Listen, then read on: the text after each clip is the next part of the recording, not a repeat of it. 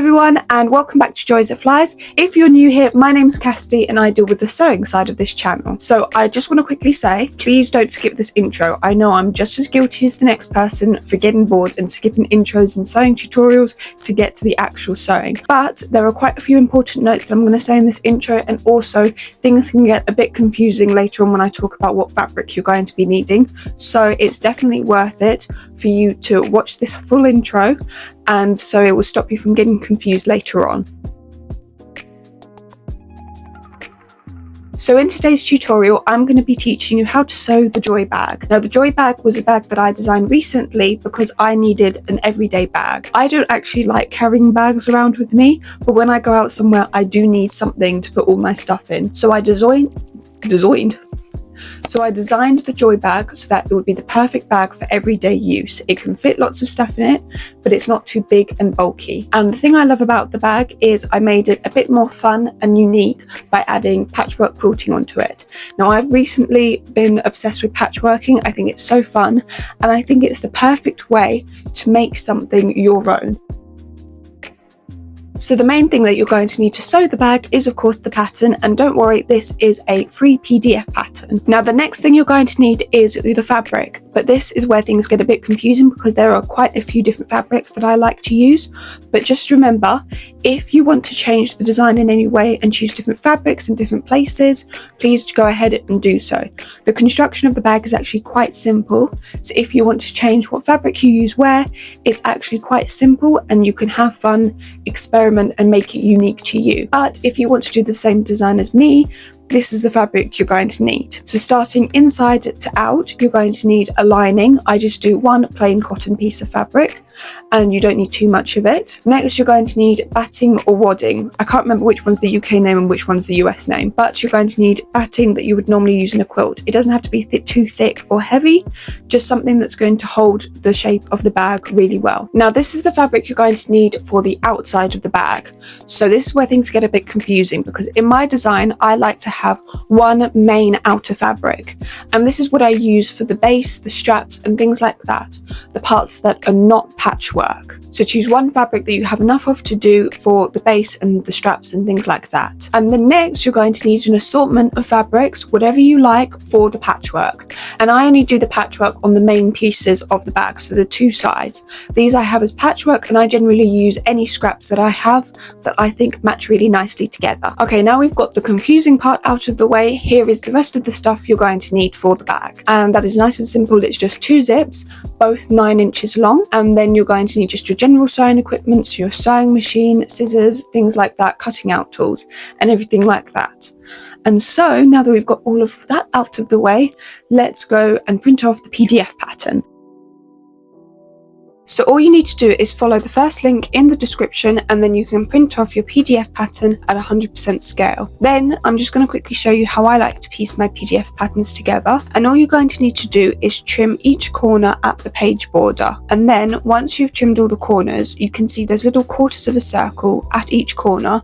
All you're going to want to do is match those all up. I find just trimming the corner off makes it really easy to see where they need to be joined up, and then you can just sellotape it all together. And then once you've assembled all of the pages, you can cut all of your pattern pieces out.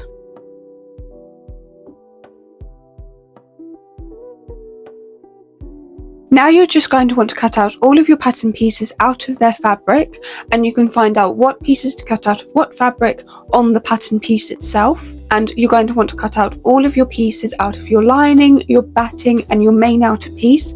But don't cut out anything for your patchwork yet, because we're going to go into that in detail in a moment. Make sure you also transfer all notches and any markings on the pattern onto the wrong side of your fabric.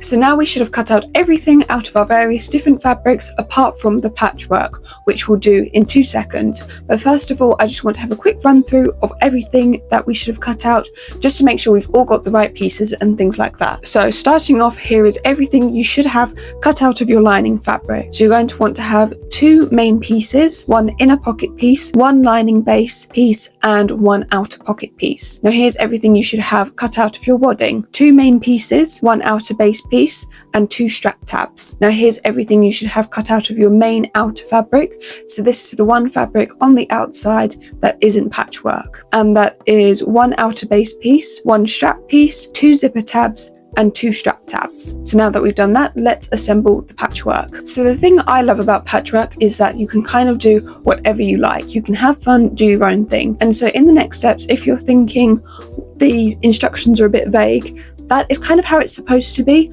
I don't know really how to explain it any other way, but there's not really any maths. You just kind of go with the vibes and things like that and just do what you like. So I'm going to show you my way of going around doing patchwork, and then you can do that, do your own stuff and just have fun with it. So grab one of your main pieces out of your batting, and I like to use this and basically cut all of my squares out and place them back on top of it as sort of a guide. So I just choose a random measurement of a square that I'd like to do first of all and place it on top of my batting, and then I just continue this process, cutting out squares and then placing them on it to make sure that they're all going to line up and they sit all nicely on the batting and that I like the design. Make sure you remember though, when you cut out a square, you add enough for seam allowance. So obviously you're going to have on all of the edges a 1/4 inch seam allowance. And I also like to, every say 5 squares that I've cut out and placed, sew them together and then place them back on the batting and repeat the process.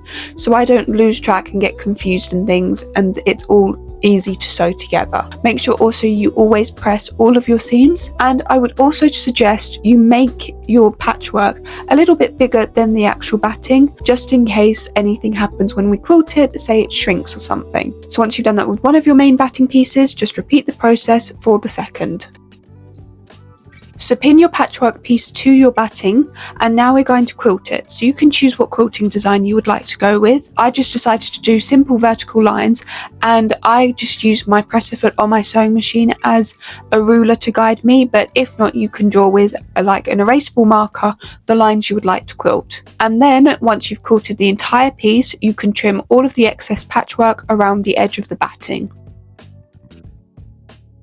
Then just repeat with your other patchwork and other batting piece. Now grab your 2 strap pieces and your outer base in both your main fabric and your batting fabric, and we're going to quilt those in the exact same way. So just pin the outer fabric to the batting and quilt it in the same way as you did your patchwork. Now grab one of your zips, one of your main pieces and your outer pocket piece. Now take your main piece and just find the center at the top and just mark it with a tailor's chalk or a pencil. And then take your ruler and measure 1 inch down from that center point. And then on your outer pocket piece, just find the center at the top and mark it with tailor's chalk or pencil. Now place your pocket right sides together with your main piece, matching the center point on the pocket piece with the center point that we marked 1 inch down on the main piece. Now just pin them in place, and now at the beginning you should have transferred some markings from the paper pattern onto the wrong side of your pocket piece. This is where we're now going to sew.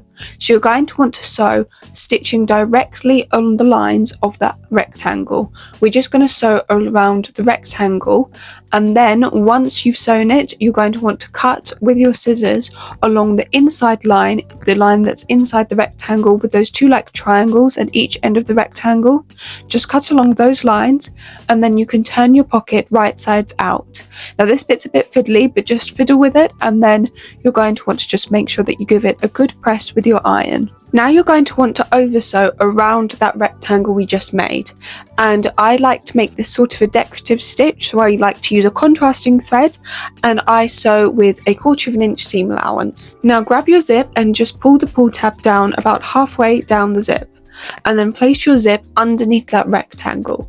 So you're going to want to line it up so that the teeth are directly in the center of that rectangle. Then pin the zip in place, and we're now going to sew all of the way around that rectangle again. This time I would suggest you switch out your normal presser foot for a zipper presser foot on your sewing machine, and we're also this time going to be sewing with a 1/8 inch seam allowance. And there you go, you've just installed your zip. So now it's just time to finish the pocket. So fold your pocket piece in half, covering the zip at the back, and then just pin it together. And now we're going to sew all of the way around the 3 open sides of the pocket.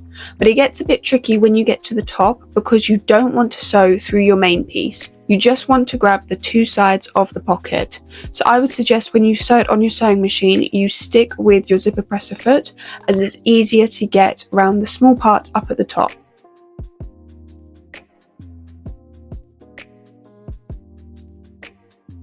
And that is the first pocket all done. Now on the Joy bag, I always like to add a little embroidered logo of our name. So if you have any extra embellishments like that you would like to add, I would add them in now. Moving on to your inside pocket piece, just iron a double hem along the top edge of 1/4 inch and then another 1/4 inch, and then sew it closed. Then place your pocket piece on top of one of your lining main pieces, right sides facing up, and just match all of the notches on it and pin it in place. Then you're just going to want to baste all of the way around the edge. Now you're going to want to find the center of your pocket piece.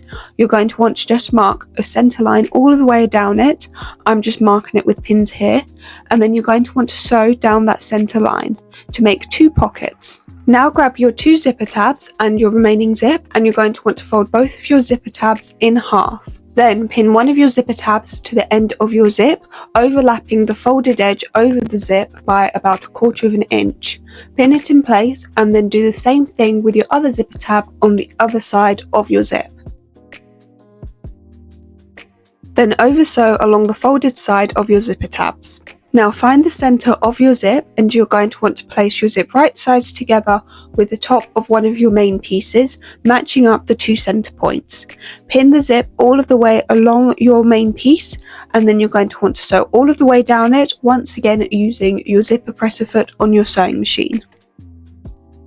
Now take your lining main piece that doesn't have the inside pocket sewn to it and place it right sides down on top of your main piece. So you're basically sandwiching the zip in between, and your main piece and your lining main piece are right sides together. Pin it all in place and sew down your zip once again. Then you're going to want to turn your pieces right sides out and then just give it a good press flat with your iron, and then trim any excess zipper tab at the edge. And now over sew along the top edge of your main piece about 1/4 inch away from your zipper. Now repeat that whole process with the other side of your zip and your remaining outer main piece and lining main piece.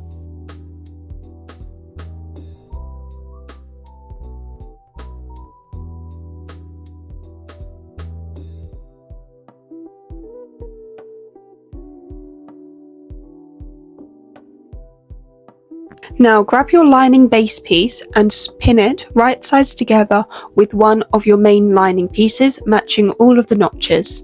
And now you're going to want to sew all of the way around it, but stop about halfway down and leave about a 3-inch gap in your sewing. That 3-inch gap is going to be used later to turn your bag right sides out. Turn your lining base piece right sides out, and at that hole we just left in the sewing, you're going to want to press the seam allowance over to create 2 small hems so that you don't see any raw edges. Now this is for later, so just for now, once you've ironed it, you're then going to want to turn your base piece back wrong sides out, and then pin your other main lining piece to the other side of your lining base piece, but this time you're going to want to sew all of the way around it, not leaving any gaps. Now at each end where your zipper tabs are, you're going to want to make sure that your lining just sits flat against the outer pieces, and then just pin it temporarily in place. Now grab one of your strap tabs and you're going to want to pin it right sides together to the end of your bag. So where the zipper tabs are, pin it all the way along it, making sure that the lining is still flat on the other side. So all the way along your strap tab, and then turn it right sides out and over sew all of the way along it. Repeat with your other strap tab on the other side, and now this next step is really important. You're going to want to open your zip. If it's closed, you're going to be stuffed later on, so make sure it's open. Now you're going to want to pin one of the sides of your outer base piece with one of your outer main pieces, matching all of the notches. And ignore that my outer base piece has those 2 seams in it. Yours shouldn't, it's just my fabric wasn't long enough to cut it all in one long piece, so I had to kind of piece a couple of pieces together to make my outer base. and then once you pinned it all together, you're going to want to sew all of the way around it. Repeat with the other side of your outer base and your other outer main piece, pinning them together and then sewing them together.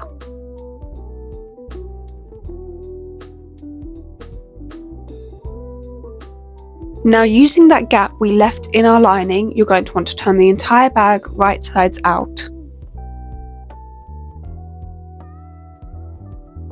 Moving on, you're going to want to take your strap piece and fold it right sides together and then pin along the long edge. And then you're just going to want to sew all of the way down that long edge. Then with the help of a safety pin, turn your strap piece right sides out and press it flat. Then you're going to want to oversew down both of the long sides. Now this may feel like you're reversing the steps we just did a moment ago, but you're going to want to reach inside of your bag, inside of that hole we made in the lining, and turn your strap tabs wrong sides out again. So you should pull them through the inside of your bag. And then you're going to want to push one of the ends of your strap piece in between the strap tab, matching up the ends, and then just sew along your strap tab. Repeat with the other side of your strap and your other strap tab, and then turn both of them right sides out.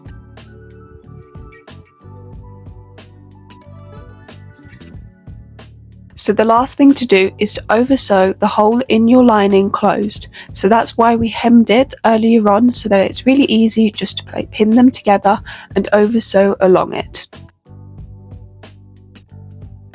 And that is your bag all done. So today's was a bit of a lengthier tutorial because there are a bit more steps to sew the bag, but I think it is definitely worth it. So now that you have finished the tutorial, I hope you love your little joy bag, and if you enjoyed this tutorial, please give it a like, give our channel a subscribe. But if you have any questions on how the bag is made, please feel free to drop them in the comments and I'll do my best to answer you. And so I will see you next time.